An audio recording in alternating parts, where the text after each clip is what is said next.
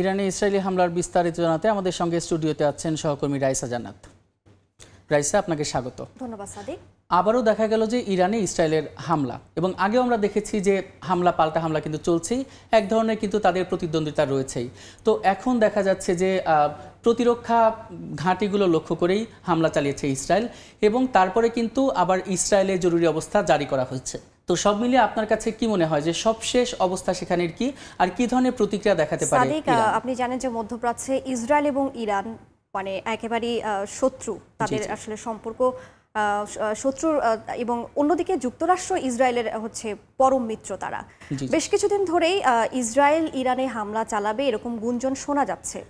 আজকে শুক্রবার মধ্যরাতে, এমনকি এই হামলার কয়েক ঘন্টা আগেও ডোনাল্ড ট্রাম্প কিন্তু আশঙ্কা করেছেন যে ইসরায়েল ইরানে হামলা চালাতে পারে, এরকম সম্ভাব্য একটা আশঙ্কার কথা তিনি বলেছেন, এবং মার্কিন গোয়েন্দা বিভাগের তথ্যেও কিন্তু এমন আশঙ্কার কথা বলেছে। তবে ট্রাম্প যেটি বলেছিলেন যে এখনই এরকম হামলার কোনো সম্ভাবনা নেই, কিন্তু একেবারেই সব জল্পনা কল্পনার অবসান ঘটিয়ে তেহরানে মধ্যরাতে ইসরায়েল হামলা চালায়। আমরা একটু দেখে নেই যে হামলার পরে আমরা যেটি দেখি যে ইরানের সামরিক এবং পারমাণবিক স্থাপনা লক্ষ্য করে হামলা চালানো হয়, এবং সেই হামলায় এখন পর্যন্ত আন্তর্জাতিক গণমাধ্যমগুলোর বরাতে আমরা যে তথ্যগুলো জানতে পারছি, আইআরজিসির একজন প্রধান নেতা সহ বেসামরিক কয়েকজন নাগরিক কিন্তু নিহত হয়েছেন, এবং অবকাঠামোগত কিছু ক্ষয়ক্ষতি হয়েছে। আমরা বিস্তারিত হয়তো আরও পরবর্তীতে জানতে পারবো। এবং এই হামলার পরপরই তেহরানে বিমান চলাচল বন্ধ করে দেওয়া হয়েছে। আরেকটি বিষয় আমি বলি যে যুক্তরাষ্ট্রের কথা আমি বলছিলাম, যুক্তরাষ্ট্র জড়িত নয় জানালেন মার্কো রুবিও, মার্কিন পররাষ্ট্রমন্ত্রী।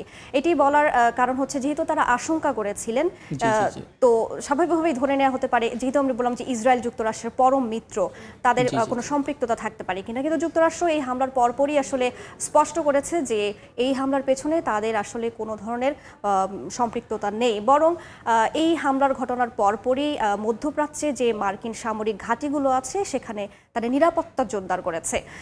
এবং যেটি তেহরানের অন্যান্য, যেহেতু রাজধানী তেহরানে হামলাটা চালানো হয়েছে, স্বাভাবিকভাবে প্রশ্ন উঠতে পারে যে সেখানে যেহেতু সর্বোচ্চ নেতা, প্রেসিডেন্ট, ইরানের প্রেসিডেন্ট সহ আরও শীর্ষ কর্মকর্তারা থাকেন, তাদের আসলে অবস্থা কি। যে গণমাধ্যমগুলো যেটা বলছে যে তাদের আসলে কোনো ক্ষয়ক্ষতি হয়নি, তারা নিরাপদেই আছেন।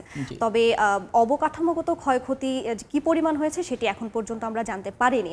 কিন্তু অন্যদিকে যেটা আমরা দেখতে পাচ্ছি, এই হামলার পরপরই ইসরায়েল কিন্তু সেখানে তাদের আসলে জরুরি অবস্থা জারি করে ফেলে পাল্টা হামলার আশঙ্কায়, অর্থাৎ তারা ইরানে হামলা চালিয়েছে, ইরান আবার পাল্টা হামলা চালাতে পারে, ক্ষেপণাস্ত্র কিংবা ড্রোন হামলা, যে হামলাই হোক না কেন আগে থেকেই তারা এক ধরনের প্রস্তুতি নিয়েছে।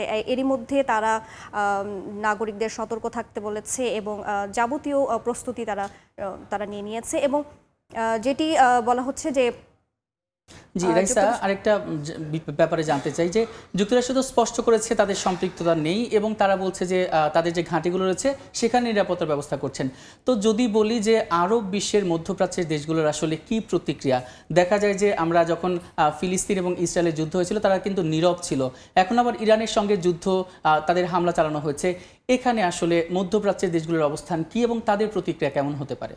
আসলে এখনই বলা যাচ্ছে না মধ্যপ্রাচ্যের দেশগুলোর ভূমিকা আসলে কি হতে পারে। আমরা দেখেছি ইসরায়েল ইরানে হামলা চালিয়েছে, এখন পাল্টা হামলা ইরান আসলে চালাবে কিনা, এই মুহূর্তে চালাবে কিনা, বা আরও সময় নিয়ে তারা হামলা করবে কিনা, আমরা আসলে এই মুহূর্তে বলতে পারছি না।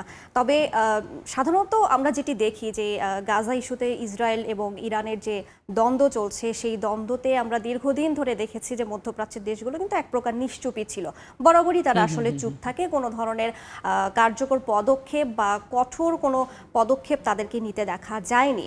এখন আসলে সময়ই বলে দিবে, যখন ইরান আসলে পাল্টা হামলা চালাবে ইসরায়েলে, তখনই হয়তো আমরা বুঝতে পারবো যে সমীকরণগুলো মেলানো আসলে তখন অনেক বেশি সহজ হবে।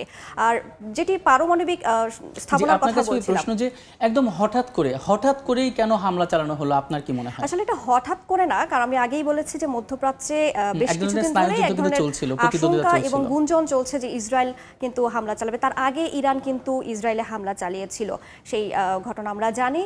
এখন পারমাণবিক স্থাপনাগুলো লক্ষ্য করে কেন, একটু সংক্ষেপে আমি একটু জানিয়ে দিতে চাই যে পারমাণবিক ইস্যু নিয়ে অনেকদিন ধরেই কিন্তু ইরান, ইসরায়েল, যুক্তরাষ্ট্র এক ধরনের জটিলতা আছে এবং ডোনাল্ড ট্রাম্প ক্ষমতায় আসার পর থেকেই পরমাণু কর্মসূচি, তেহরানের যে পরমাণু কর্মসূচি আছে সেটি আবার পুনরায় সচল করার জন্য দফায় দফায় বৈঠক হচ্ছে এবং রোববারও কিন্তু ওমানে যুক্তরাষ্ট্র এবং ইরানের প্রতিনিধি দলের বৈঠকের কথা রয়েছে পরমাণু কর্মসূচি নিয়ে।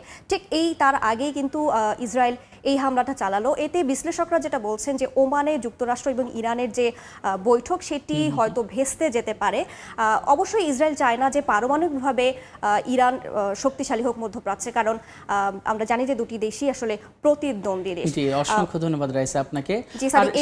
সারা দেশে আসলে যুদ্ধ বন্ধ হোক এবং শান্তি ফিরে আসুক, এটাই আমাদের প্রত্যাশা। জি, ধন্যবাদ সাদিক। অসংখ্য ধন্যবাদ আবারও। ইরানে ইসরায়েল হামলা চালিয়েছে এবং সে ব্যাপারে খবরাখবর জানাচ্ছিলেন আমাদের সহকর্মী রাইসা জান্নাত।